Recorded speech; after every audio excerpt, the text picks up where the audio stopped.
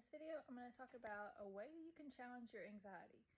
A lot of people that I work with say that, especially if you're artistic, can think more of the creative side and like to write things. Journaling. Journaling is awesome. And so what we do is if you even have any kind of inclination that like, okay, maybe this will work, write it down.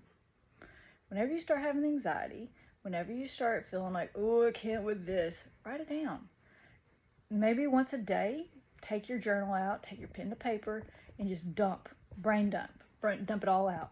And a lot of people will say, you know what, all I had to do was just write it down. And when I wrote it down, it was so freeing. In that moment, I can just let it go. And then, in the moment I let it go, then I challenge myself throughout the day that, hey, you know what, I put it on that piece of paper, I let it go.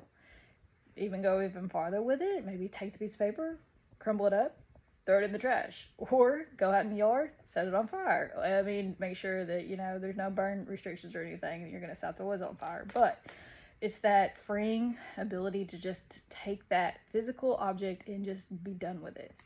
And another thing that you can do with it though, is to, if you're super brave, take that piece of paper, look at what you put on that piece of paper.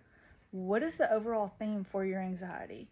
And starting to learn to utilize, if anything that you learn from me, utilizing your anxiety for a blessing versus your hindrance. So really looking at, all right, what is it going on in my environment happening that is making me have all of this anxiety? What's happening around me? It may be nothing, it just sparks internally, but it may be something going on around that you can really find a theme to and really start to work on you.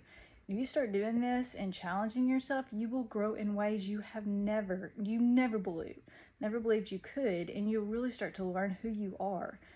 And another thing that you can do with the journaling is to go ahead and take that piece of paper, not option 3, right? Because I've already talked about burning it, talked about looking at it and gathering insight and themes.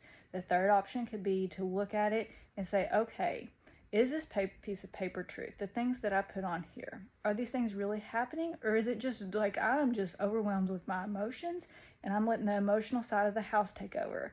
Versus, are they facts?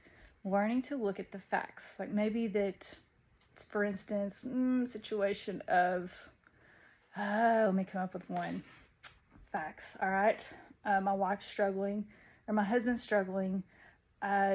He's unraveling, and I'm going to try to save him too. So this is what we do. We just kind of end up in the trenches together, and one's kind of hopping on top of each other, and we don't know what to do. All right? Facts. We're both struggling. Facts. One of us needs to get it together for the family. Facts. I have to get my anxiety under control. Facts. I have to learn to save myself to get healthy.